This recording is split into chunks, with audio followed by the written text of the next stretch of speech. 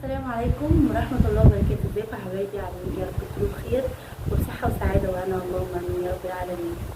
أول ما نبدأ الكلام نصلي على الحبيب المصطفى عليه الصلاة والسلام. بتوحشوني كل فيديو والله العظيم بجد، وأسفة جدا برضو تاني على التأخير لأني بتأخر عليكم كتير، فده طبعا للأسف لظروف اجتماعية، فادعوا لنا إن شاء الله نفضل مستمرين بإذن الله. النهارده الفيديو بتاعنا عن ضابط مخابرات مصري كان بيتحدث عن النضال والكفاح في الجزائر، وان ازاي طبعا قدروا يحافظوا على بلدهم. والفيديو دوت بصراحه يعني بيعبر عن كفاح المصريين والجزائريين في الحفاظ على بلدهم العظيمه. ان شاء الله باذن الله نسمع مع بعضنا الفيديو باستفاضه ونتكلم عنه في التعليقات باذن الله، ويا رب يعجبكم وينال اعجابكم ان شاء الله. نسمع مع بعض كده. وما أدراك ما الجزائر؟ حكاية كبيرة جدا على فكرة، وإحنا في معركة وعي على المستوى المصري والعربي، وتعهدنا إن إحنا تكون لنا رسالة توعية باقية إن شاء الله لقيام الساعة. الجزائر تاريخ وإمكانات جبارة، وإلا لما التفتت إليها الأنظار ولما تداعى عليها المسؤولين من كل صوب وحدب. الجزائر بالنسبة لنا عربيا تعني الشموخ والعزة والانتماء العربي الحقيقي بالأفعال لا بالأقوال. الجزائر تعني هواري بومدين اللي لما حصلت نكسة 67 اتصل بالرئيس جمال عبد الناصر وأرسل آلاف الجنود والعتاد والكتائب والأسلحة للحرب على الجبهة، وكانت توصيته للجنود الجزائريين قبل مغادرة الجزائر: إن جزءا من أمتنا تعرض لعدوان فاذهبوا ودافعوا عنه، وليس أمامكم إلا النصر أو الشهادة. هواري بومدين لما تم الترتيب لحرب 73 اتصل بالرئيس أنور السادات وقال له: إحنا جاهزين بكل إمكانات الجزائر ماديا وشعبيا لدعم القضية العربية. فرد عليه الرئيس السادات وقال له ان الروس مش عايزين يساعدونا بالدبابات والاسلحه المتطوره. طار هواري بومدين وراح موسكو وقابل المسؤولين الروس وقال لهم انه في التزامات متبادله، اذا لم تدعموا القضيه العربيه فسنعود وسننشر ان روسيا تقف ضد الحقوق العربيه المشروعه.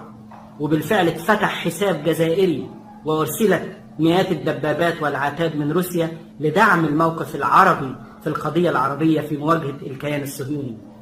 ده الموقف العربي الحقيقي.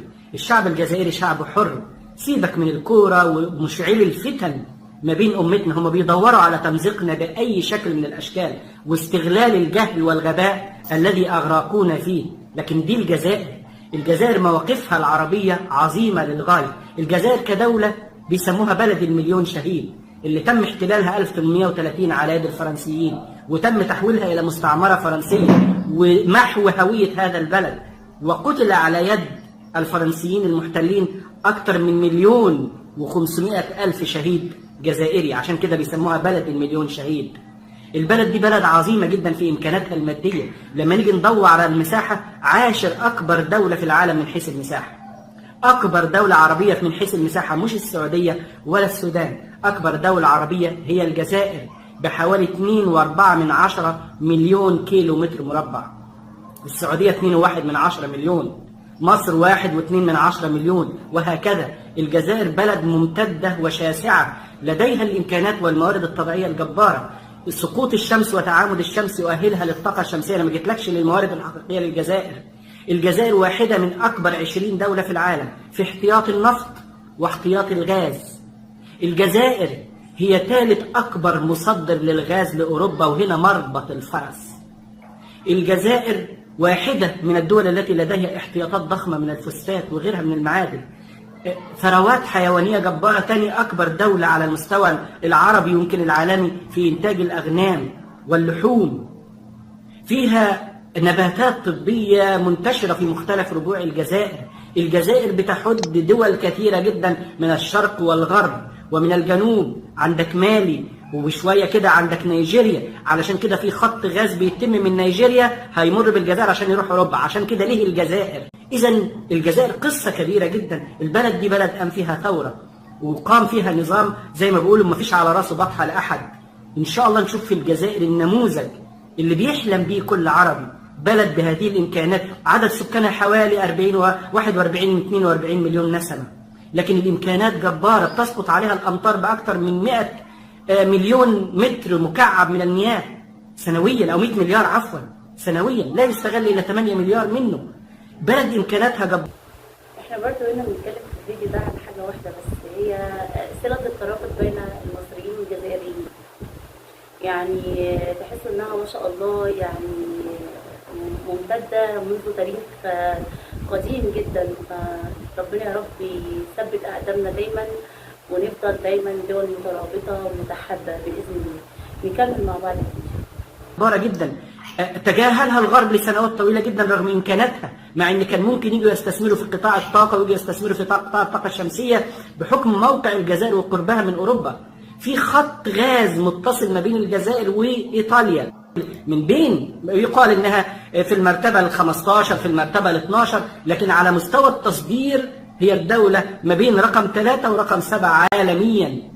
يبقى الجزائر كيان مش قليل بما لديها من إمكانات، ومن يملك الطاقة يملك القوة. عشان كده زي ما قلت جه وزير الخارجية ليس محبة في الشعب الجزائري ولا تقديرا لإمكانات الجزائر. هو فجأة الجزائر ظهرت على الخريطة، ما الجزائر موجودة على الخريطة من عشرات السنين، لكن هذا هو الغرب الذي لا تعنيه لمصالحه، دائما يفتش في الأبواب الخلفية أو الشبابيك الخلفية أو الفناء الخلفي عندما يدخل في مشاكل. إحنا مش فناء خلفي، والجزائر ليست مدينة لأحد، وزي ما قلت ليست عليها رأسها بطحة. البلد دي قامت فيها ثورة، مطلوب إنها تتحرك إن شاء الله سواء مع روسيا أو مع أمريكا أو مع القوى الدولية بما يؤمن ويحفظ حقوق هذا الشعب العظيم وتاريخه العظيم.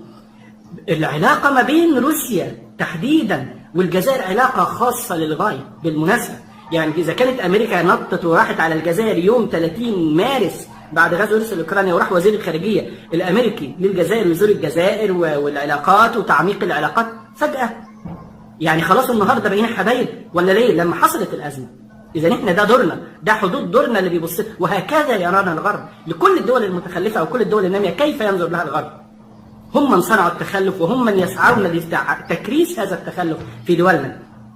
السلاح من روسيا على مستوى العالم، وارداتها من السلاح بتتخطى 11 مليار دولار أغلبه من روسيا، ولهذا في علاقات عسكرية قوية وعلاقات استراتيجية. ده في علاقة خطة استراتيجية طويلة الأجل ما بين روسيا والجزائر من سنة 2001، بالتالي شراكة استراتيجية مستمرة. علشان كده راح وزير الخارجية لافروف وزير الخارجية الروسي إلى الجزائر ليؤكد على هذا الأمر ويثمن على الموقف الجزائري. ولهذا لا تعجب أن أنت تشوف في التصويت في الجمعية العامة للأمم المتحدة امتنعت الجزائر عن التصويت ضد إدانة روسيا في تحركها تجاه أوكرانيا، امتنعت عن التصويت. والامتناع بتعتبر روسيا موقف محترم جدا، لا هي أدانت مع اللي أدانوا ولا هي أمنت، لكن الجزائر حكم دستورها، الدستور الجزائري على فكرة بيؤكد على أن الجزائر دولة محايدة لا تتدخل في الشؤون الداخلية للدولة، ده اللي نص عليه الدستور.